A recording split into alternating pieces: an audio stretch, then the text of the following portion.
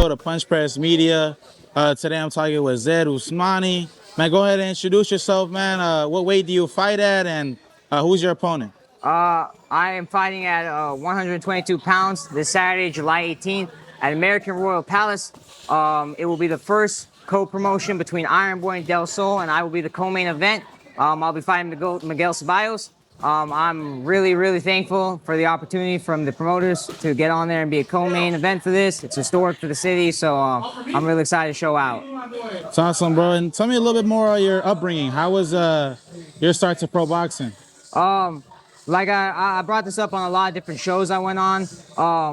When I was growing up, I felt like kind of like one of the overlooked ones. You know, like I felt forgotten by the world a little bit, and it was a hard feeling to shake because you don't really know what it is. You just feel kind of like empty inside. And I felt like all that emptiness until I walked into a boxing gym for the first time. And then when I first walked into a boxing gym, what got me was that they didn't care about who I was or even how much experience I had. They just wanted to see if I'm willing to pay in blood, sweat, and tears. And when they saw that, they would keep putting, boxing kept loving me back. The more I put into it, it would keep loving me back.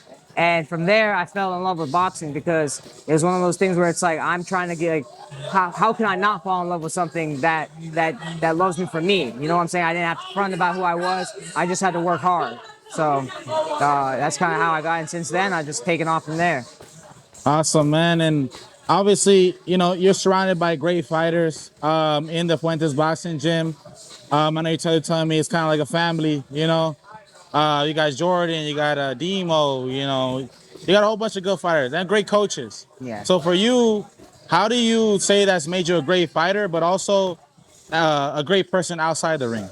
I feel like here, like the culture has been so family oriented. Like when I walked in, I was expecting like a very like a rugged kind of environment. You know what I'm saying? Only because they have good pros here. You know, you kind of expect them to be rugged. And don't get me wrong, they would get to work, and I would see that, so I expected it. But like I said, same thing when I first walked into a boxing gym. Same thing here.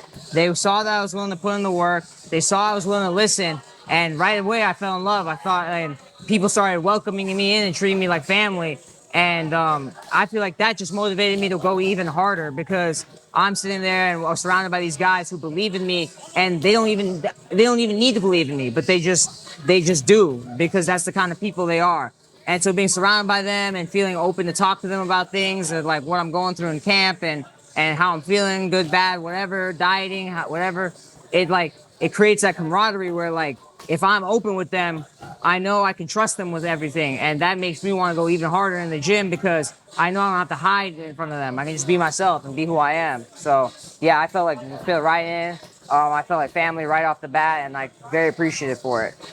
That's awesome, man. And obviously, you know, they've welcomed me as well. And it's a great gym to be surrounded by, great people to be surrounded by. And let's talk a little bit more about your opponent. You know, I know it's been words been exchanged. I've seen you on social media, you know, on the radio a little bit. You know, he talking a little bit of mess, you know. Is that real? Is that real animosity, or is it more just tension? I like him, man. I like the little spunk he brings. I like him how he's like a little firecracker. You want to come out there and talk his shit and stuff. It makes it fun. This is the fight business, so you know the fact that he's talking mess, I don't feel any certain type of way about it. I feel like it's all right. It's the fight game. All bets are off. You know what I'm saying? And I welcome it because it makes me that much more competitive. So I feel like we're both competitive. We want to get that edge over each other, and I'm gonna talk my shit if he talks his shit. So I ain't gonna back down from that. But I like him, man. I like him. He got a little spunk to him. He's made this camp fun. So I've had nothing but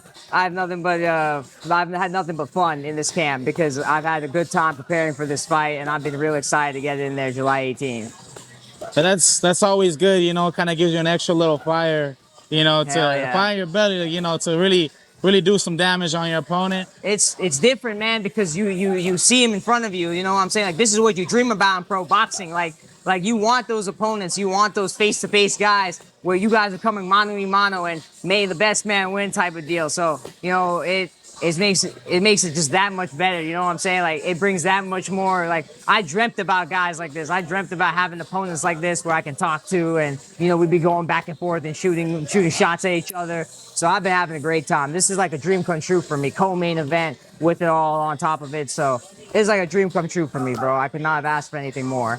That's awesome, man. And kind of piggybacking off of that, you are a co-main. You got your homie Demo fighting at the main. How does that feel? You got someone you're really close with, and you guys are headlining, fights, and that's gotta feel amazing. I'm telling you, man, like it sounds so corny when you first say it, but it's like I used to think this was corny when people would say it, but like that kind of like camaraderie and then being able to be like we're co-main and main makes you go that much harder when you're in the gym because now you're standing there and you're looking at each other and you both know you guys are here to like we're here to show out July 18th. This is not like we're not here to just kind of like hang around and have like great fights. We want to put statements on and we can remind each other of that. And because we're both so locked in on it, like energy feeds into energy. And I feel like when you're on your own, that energy can kind of like dissipate, go other places, find its way out of you sometimes, get it back. But when there's two of you with the same energy, it just rages, man. It turns into a giant fire. It makes you like, you feel unstoppable. Like I feel unstoppable having Demo with me on this card as a main event, man. And I'm just really happy to now just be a part of it too, like right next to him as a co-main. So I'm just thankful for it. I think it's great. It adds to the fire. That's awesome, man. Definitely a great feeling to have come fight night. And I would like to kind of ask this to fighters.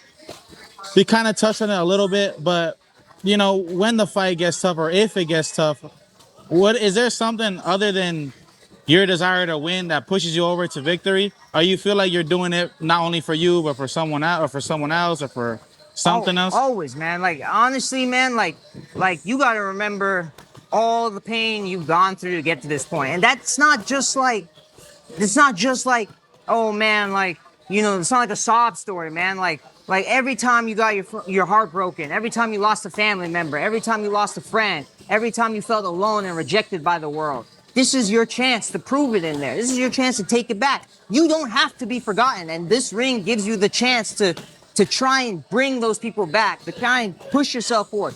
You can change the laws of physics and space and time if for those rounds that you're in you're in that ring, you can change, you can make magic happen, you can do things, you can reverse time, you can fix the mistakes of the past. And anytime things get tough in there, that's where I go to like the moments where I felt so low and all I wanted was a way to like get in there and take control of my life, and this is the way I can take control of my life.